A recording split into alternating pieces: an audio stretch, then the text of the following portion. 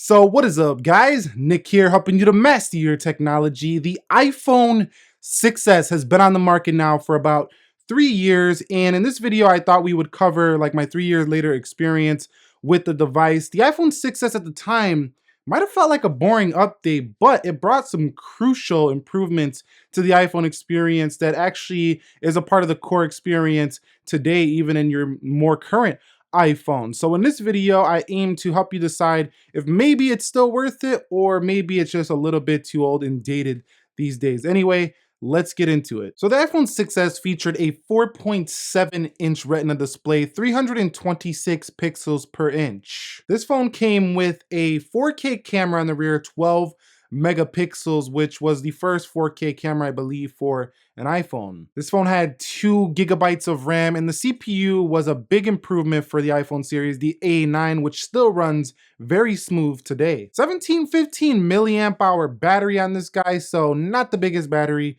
but for the size of the phone, not too bad. And finally, iOS 11 is now on board with this phone, and it will be upgradable to iOS 12. And if any history of Apple is any indicator of software, the iPhone 6s should still be updated to the next version of iOS as well. So discussing the design of the iPhone 6s, on the front, it's basically classic iPhone. There's not much different from this in an iPhone 8, but this design is definitely not going to be seen in the newer iPhones. The rear of the phone was pretty similar, if not identical, to the iPhone 6, so nothing really changed up too much in that aspect. 3 years later, using the iPhone 6s, we can still attest to how thin this phone is. At 7.1 millimeters thin, this phone is still extremely thin in comparison to many other phones out there. The antenna lines on both the top and the bottom of the iPhone 6 have always been kind of an eyesore for me.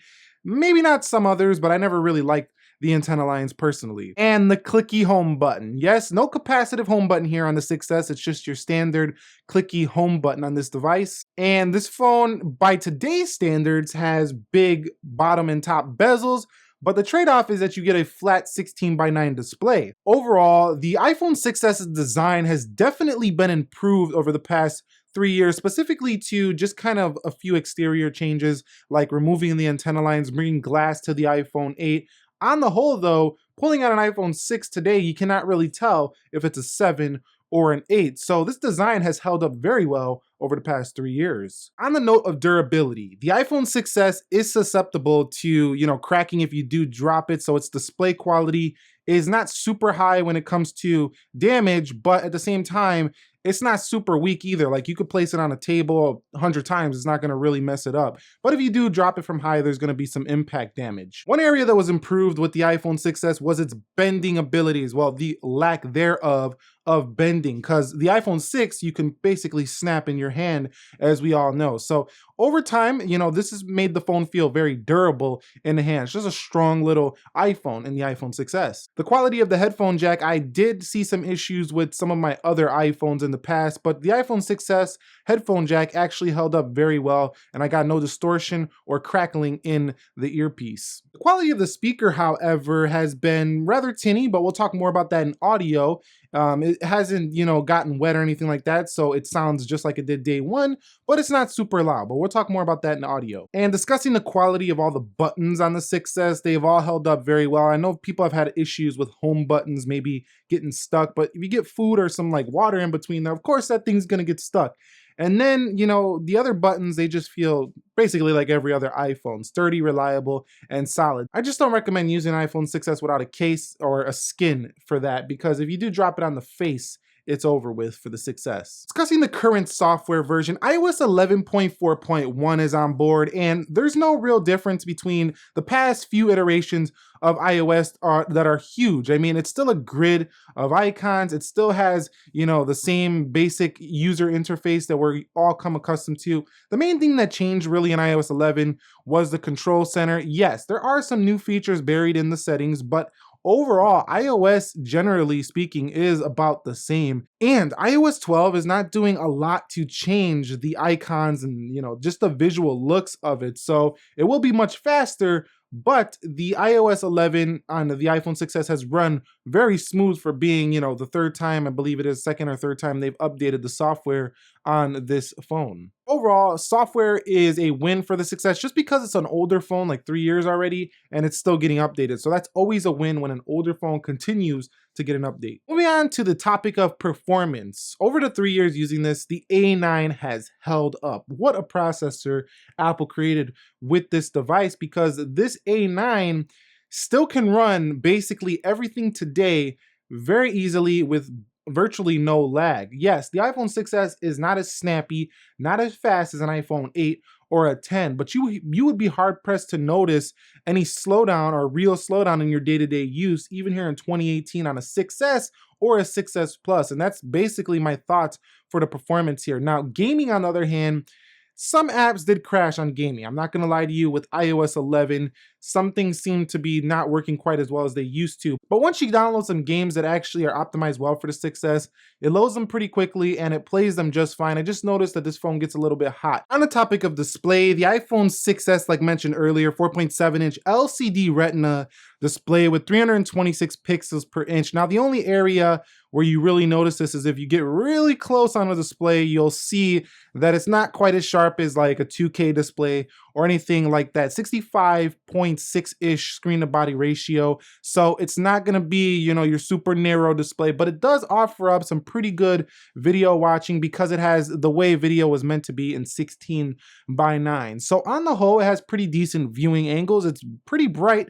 However, I did have some trouble in the brightest of sunlight seeing this phone outside, but overall, display has been good. I don't think it's great, but it's a good display. I also should mention that the iPhone 6s was the first display on an iPhone to bring 3D Touch, which is a feature that is on all iPhones today. So like I said earlier, the 6s brought features that are a part of the core experience today, one of them being the 3D Touch. Discussing the camera, this was the first iPhone to bring 4K to the camera section. This was big because 4K just makes your video much better. Also, 12 megapixel on the rear, f2.2 aperture. So it's not the best aperture for low light, but with all the software processing Apple does, most photos do turn out pretty decent, although you will get some noise at nighttime with this phone. On the front, you have a 5 megapixel camera. This is also f2.2 aperture, can shoot up to 1080p video recording. And in terms of the software, it's basically the software you see on any current iPhone as well. You swipe through to get your panel, square, all the modes. And live photos was new here for the iPhone 6s as well. So this phone brought some great camera improvements to the iPhone experience, but I'm not going to talk too much more about the camera experience. Take a look at some of my samples and decide here if maybe this phone might still have a good enough camera for you.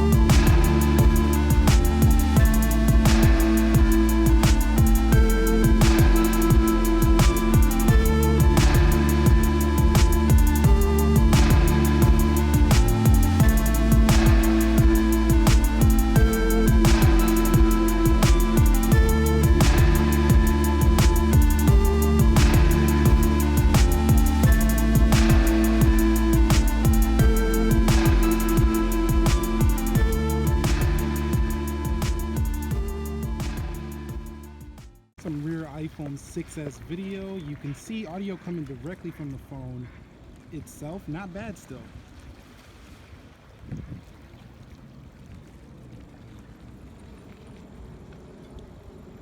Here's some front-facing video of the iPhone 6s. Again, audio coming directly from the phone itself. You can kind of see how it does with exposure right here. Not bad overall. All right, so here's some front-facing video. While moving, you can kind of see how it handles that front-facing video on the bike again. Should not be too bad. I got a pretty steady hand, but overall, here's what you're gonna get on a nice sunny day with the iPhone 6s, excuse me. In movement, this is the audio. On the topic of battery life, the battery life for the iPhone 6s, 1715 milliamp hour battery. And to be quite honest with you, this phone I had to have in the low power mode to get all the way through the day.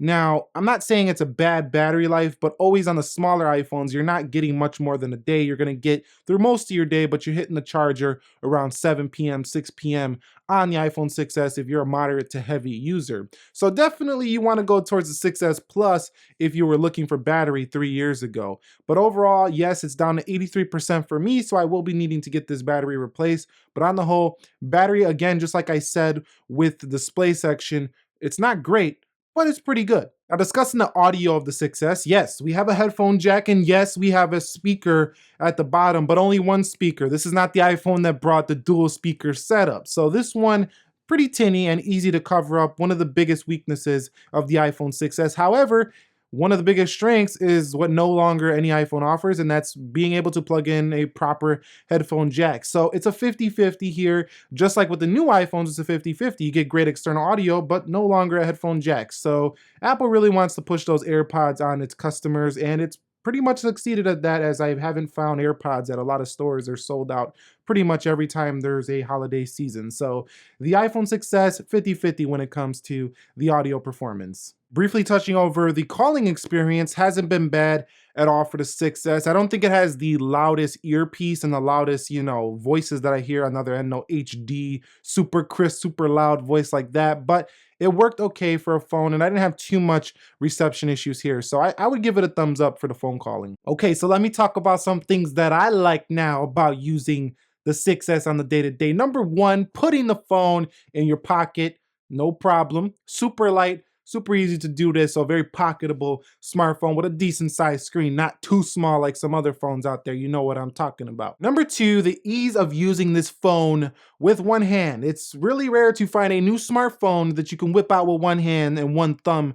that baby. This one is, I think, one that many could definitely one hand is the iPhone 6s. Number three, the weight of this phone. Weighing in at under 150 grams, this thing is light. So basically weighs nothing. It's so light that sometimes you might not even feel it in your pocket. Number four, the performance. The flat 16:9 panel is something that's going away. It's going to become archaic in a few years, although that is the way video is meant to be, but I think we're going to see narrow displays on all smartphones going forward. Things I don't like, the antenna lines. They're just ugly. I just don't like the antenna lines on the iPhone 6s, never did. The huge bezels. Yes, I know flat display was one of my pros, but having huge bezels is not one of my pros. I don't like having very massive bezels, and on the white model, they look even bigger because they don't blend with the black display. The clicky home button feels rather old in comparison to capacitive home button, and battery life has improved significantly on newer iPhones, making the iPhone 6s a pretty disappointing battery performer. So in conclusion, the iPhone 6s, is it worth it? Well, in terms of the pricing, you have